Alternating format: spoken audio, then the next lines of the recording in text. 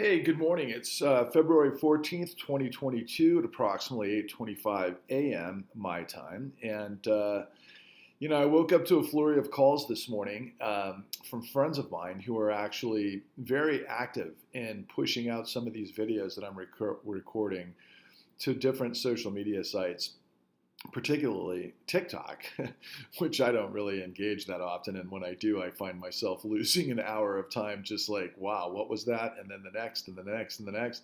And, 2 weeks ago, people were like, listen, man, you need to start getting your message out in a way that you haven't already done it. And let's experiment with things. And some of my friends started making things happen on TikTok. And the next thing I know, we've had 17,000 views on several videos that were just churned out yesterday.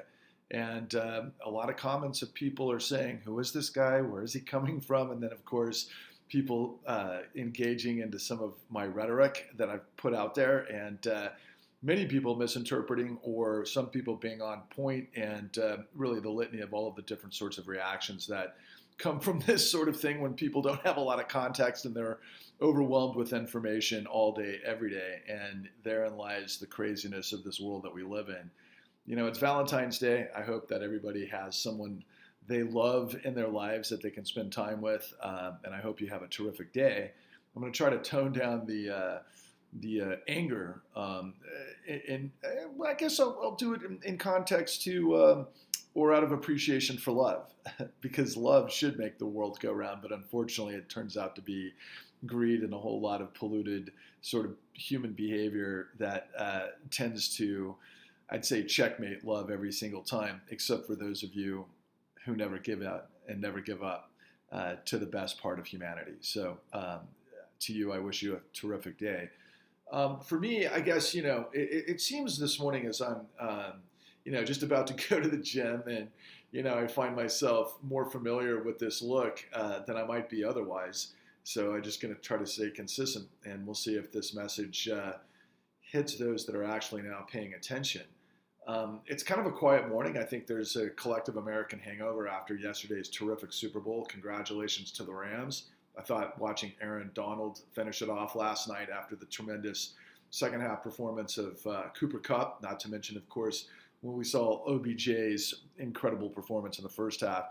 I mean, it went back and forth, and what an exciting Super Bowl. Just the perfect sort of ending to probably one of the best playoff runs any of us who've seen who love football. But I think a lot of what's trending this morning and what I saw on Twitter particularly was yesterday's halftime performance by, of course, Dr. Dre and Snoop Dogg and Mary Blige and Eminem and 50 Cent, and I know I'm missing something, Kendrick Lamar. And God, what a performance! It definitely, gave me so much energy. I felt like I could run through a brick wall, to be honest with you.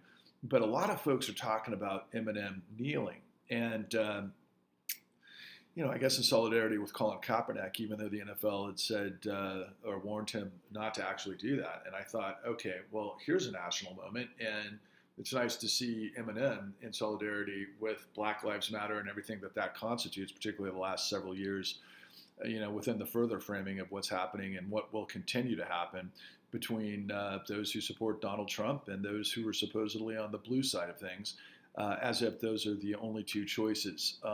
I guess if there is something that I hope that many of you new viewers, to me, kind of scratching your head about who this guy is. Why is he shouting at the screen? Why is he complaining, or why is he bitching about, something that I don't seem to understand? I'm a television producer. I'm an investigative journalist, and I've been around this country numerous times. It's counted about 12, 13 times over literally the last 10 years, putting together a sequence of documentaries, and one particular documentary series called The Con. And if you want to know who I am, I highly encourage you to just simply plug in this URL and start studying and doing the research yourself.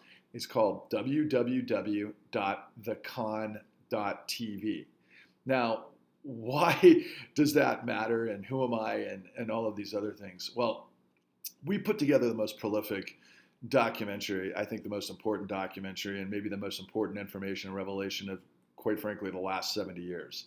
And that's the revelation in the details of how our system is corrupt. I posed a question to you all, I think it was Friday, when I asked, how many of you, by a show of hands, I was being somewhat rhetorical and having fun with it, but I mean, I can imagine that this might actually sort itself out in the general marketplace. But I asked, how many people out there think the system is rigged? And of course, it seems like most of us are like, yeah, of course the system is rigged. But none of us, very few percentage, tiny percentage, almost inverse percentage of what our population is, understands the details of who did what, when, and how, and who covered up what to create the world we actually live in. So today, Valentine's Day 2022, National Hangover, nothing really at the moment particularly earth-shattering, even though Russia is amassing troops at the border of the Ukraine to potentially invade Ukraine for the second time in, I think, 6 years. And what's that all about? Well, it's about Vladimir Putin, having leverage over natural gas pipelines and monopolization of his only resource that he really has any leverage in for Western Europe, because the Russian economy is pretty much, I think, been devastated by cronyism and what appears to be insane criminality of the Russian government, where a lot of money is, let's call it what it is, stolen. I mean, it's extracted from the Russian republics and all of their influence and their geopolitical leverage and so forth, that then goes through the hands of what they call oligarchs, people that are close to Putin, and a lot of it winds up throughout the world, particularly in the United States in real estate, which ties to Donald Trump. And there's a lot of folks out there that are like, "Oh, Russiagate, that Russiagate's not real," regardless of the Steele dossier and all of that stuff was bullshit. The nature of the relationship between Putin and Deutsche Bank is very real. I think Putin and Deutsche Bank paid gazillions of dollars to get out of all sorts of fraudulent behavior that both were involved with several years ago. And of course, Trump has been involved with Deutsche Bank for years. That's who his primary lender was, because nobody on Wall Street wanted to lend to him. And Deutsche Bank is a German bank that obviously has a big presence on Wall Street because it's one of the world's largest banks. And so they had loaned money throughout the years to Donald Trump's exploits in his real estate development, of course, which gave us, his television show on NBC, The Apprentice, and so forth. And it was all smoke and mirrors, basically, as far as I can see, to hide laundering money between the Russians and other entities throughout Europe, and particularly the Middle East, like UAE and Saudi Arabia and that sort of thing. I think Trump had once said that his best customers are Saudis. You can't make this guy up. Trump every day is just insane to me. But people are like, okay, so who is this guy and why is he complaining and what is he yelling about? Look, guys, the system of the United States is supposed to be a couple of things that are incredibly foundational to everything that we're supposed to be. So first and foremost, starting back in the time of the revolution that led to the Constitution, we have what's called separation of powers. The idea is that the patriots that were able to create a revolution against King George III in England, particularly the Redcoats, who were boots on the ground at that time, rebelled and wanted to get rid of monarchies because they were libertarians. They were people that wanted to live independently. Sure, there were white settlers that had slave labor, and there was a lot of things that were certainly a little bit horrific to modern day America. But the nature of the founding fathers was to create separation of powers between the executive branch, the judicial branch, and the administrative branch, so that we had no one entity that could control everything at everybody else's demise. That's what's monarchies, that's oligarchies, that's dictatorships, under any form of ism, whether it's communism with Stalin or fascism with Hitler. All of those sorts of systems economically are pretty much just the coercion between the power. Those who might be, in more recent times, let's call it the industrial power or technical power, alongside the administrative power. And the United States is designed to be able to thwart that sort of dictatorship.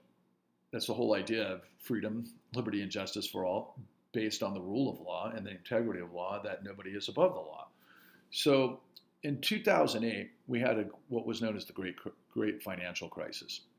It was literally a global crisis that stemmed from the housing collapse in the United States that ultimately wiped out the way the international economy works, the global economy works. And at the stem of it, the root of it, was that we had a liquidity crisis. Liquidity means cash in the system or buffers within the financial systems and the banks and so forth to be able to lend and continue the process of, economy of scale.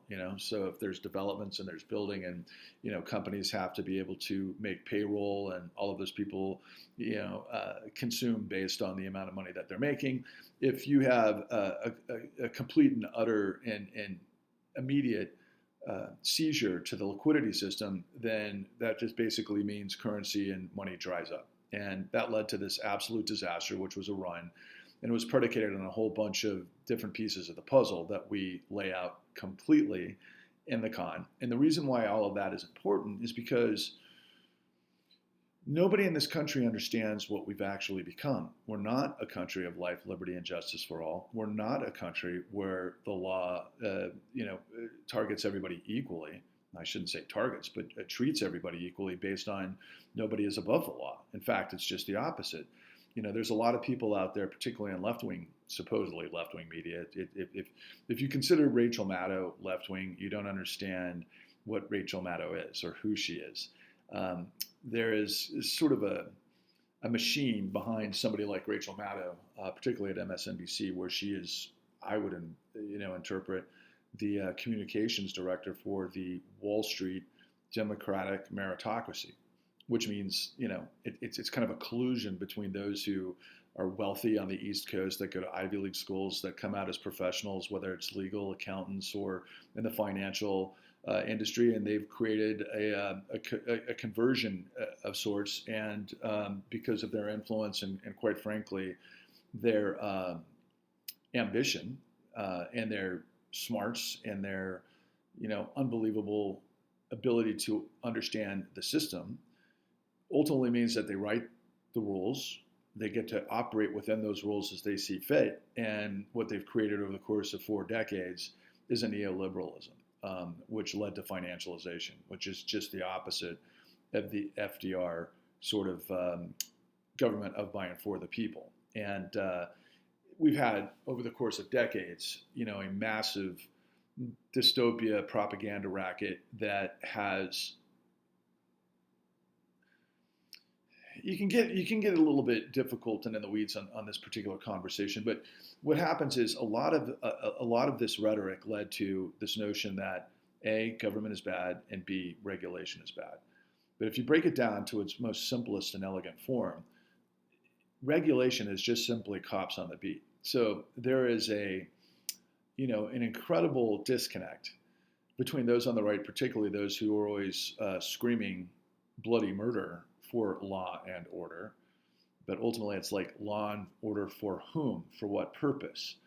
And in this particular case, law and order as it relates to financial markets, as it relates to regulations, whether it's in the pharmaceutical industry that gave us the opioid crisis, if it's in the fossil fuel industry that gives us an energy crisis or a pollution crisis, if you live next to a refinery and there are no rules and regulations and you start to turn on your water and you can actually light it on fire, those are examples, or that it potentially gives you cancer or kills you. Those are examples of why you need regulation. You need to be able to curtail, industries' excesses and profiteering in a way that they don't destroy the people and ultimately consumers. I mean, that's the idea. That's the concept. Everything has to be in balance, and I think we all know that from common sense.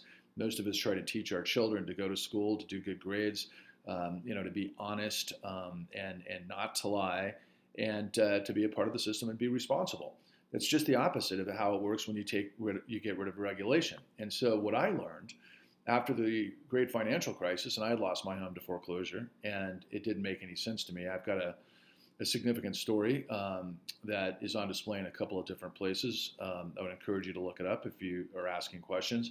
But ultimately, the lesson was that it just caused me to ask questions, because what I was experiencing at the time didn't make any sense because I thought that, for example, we have professionals in our system that would prevent what I was actually experiencing. And what was I experiencing? I was going through a foreclosure process working with what we called servicers at the time that were doing a song and dance and basically shell game, and I knew it.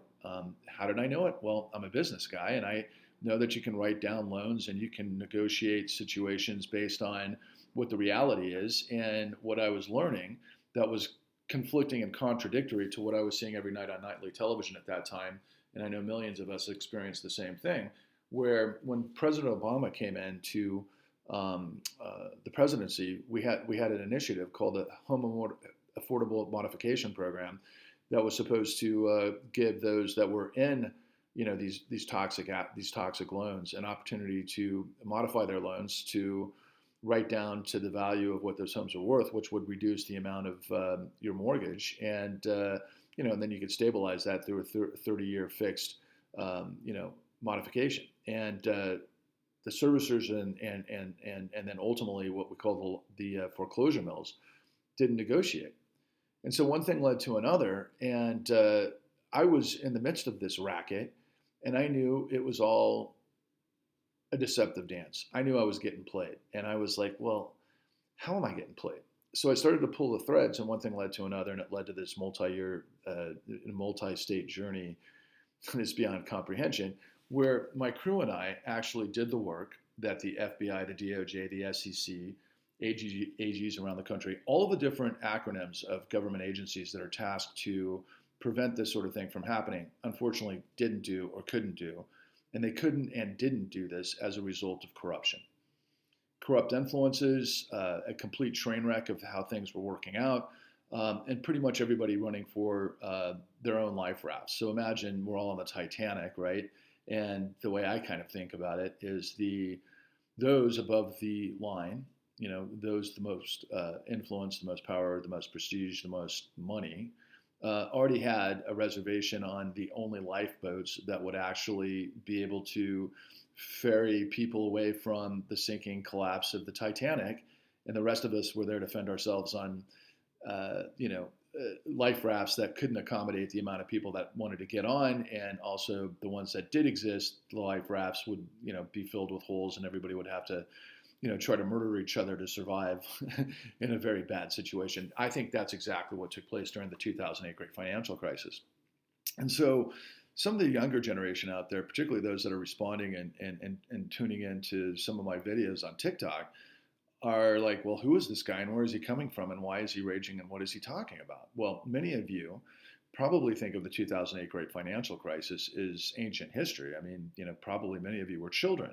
But if you're coming into adulthood, I'm sure many of you actually had family members that had lost their homes in this madness. Maybe you experienced a divorce in your family. Maybe you had somebody commit suicide. Those were pretty frequent. Those disastrous human collateral damage of this whole thing. But it wasn't a natural disaster.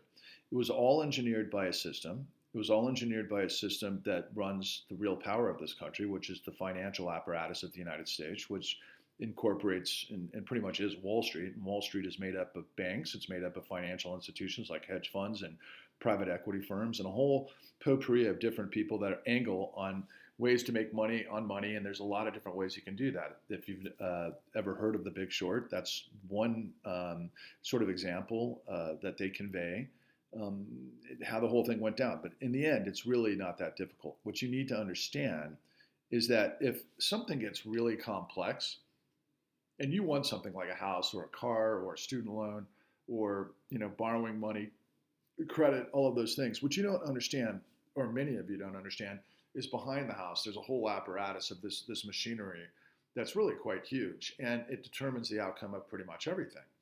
And that power has literally hijacked the United States. The financial power has taken over all of the decision-making prowess within the judiciary, within obviously Congress, the administrative, and then the judicial, I think I just mentioned, or the executive branch. I mean, the notion of corruption is it's pay to play, quid pro quo. Somebody gets paid to do something deceptively so that somebody else can get away with a crime. That's corruption. It's pretty simple. We've seen it in a million movies 1,000 times throughout our lives, and it'll continue every day until the end of time, and it's actually been a part of humanity, I think, probably from the beginning of time. But the United States actually remedied that over the course of its history through a whole lot of fits and starts, and revolutions and counter-revolution and civil war and all of these different things that are part of our evolution, both good and bad, with the notion of in order to form a more perfect union. And so we were getting closer and closer and closer to a system that actually made sense if you think that we have a country of, by, and for the people. But the reality is we have a country of, by, and for the financial system. And so, look, I don't want to be too rhetorical, and I don't want to go too far into this because we all have things to do with our day. But I'm just going to say, I'm going to try to translate this into something I think we can all understand, that I think will kind of break down the boundaries of your mind to get to what I'm trying to get you to. Okay, imagine if the Pledge of Allegiance were actually the reality of what I'm saying. It would go something like this: I pledge allegiance to the flag of the corrupt and perverse states of America, and to the financial system for which they serve, one nation in the dark by way of deception, with liberty and justice for those that stole it. That's the reality. And so what you have to understand is that finance literally targeted a lot of vulnerable people with what we call asymmetric information. It's a trick. The greatest trick the devil ever played was to convince the world he didn't exist. They can create smoke and mirrors in a way that you think you're buying into something that you're actually not. You can get set up. You can get betrayed. What you don't understand is the back end, okay? And that back end controls everything. And so as a result of that, there is a huge disparity of wealth. We have enormous wealth in the hands of the very few that have created monopolistic powers that literally control our political process. So you don't live in a democracy. I like to call it corporate fascism undergirded by a criminal syndicate. And whether you think you're on the blue side with Obama, and Obama came into power and actually allowed all of this stuff to take place, which gave us MAGA and Trump. And Trump is just kind of a derelict version, I'd say, a byproduct of this corruption. And it's a race to the bottom. And it's simply where we are. And I don't know, I guess I'll keep churning these things out. But, for those of you who are like, who am I? Why are you listening to me? Why do you want to listen to me? Well, it's because if you want to live in a system where we actually are liberty and justice for all, where everybody does have an opportunity to get a piece of the American dream, where we have upward mobility and dynamism predicated on a system that makes sense, it has to have integrity. You can't build an airplane designed to fail. You can't have a ship that's supposed to float when you've sabotaged it to sink because someone else is going to make insurance on it and then start it again. And here's the ultimate trick about this whole thing, guys, and this is what really pisses me off beyond comprehension. In this country, everything is supposed to function by some very basic foundations, right? Supply and demand. Okay, supply and demand is supposed to, create a free market where great things happen. The most ambitious and the most enterprising and, intelligent people that can get great products that the people want, that move society forward to the market, that they've gotten investors, and then, they're able to create an efficient and a productive, product that then, it rewards them, is really the concept of what we're supposed to be. But that's not what happens anymore. It does, but fewer and far between of what it used to, and it's because of the system that's riddled with rotting corruption. And we have a central bank, the Federal Reserve, that provides free money to the players that create the system, that loan against the system, that create liquidity in the system, but then they can go out and they can create products that they actually bundle to put into securities that actually are then purchased by the Federal Reserve. And a lot of that stuff could be sawdust based on the same kind of thing that we put in the con, which is what everybody needs to get on the same page about. What's going on now is no different than what took place in 2009. It's like Groundhog Day. It's step and repeat. And it's because this system has been so extremely inventive and successful at making sure you don't understand what it is that I'm telling you. Why am I telling you this? I guess I just come from a generation where the ideas of liberty and justice for all matter. And so that's where I'm coming from. check out www.thecon.tv. Have a great day, everybody. Hopefully, we'll tap in more and more.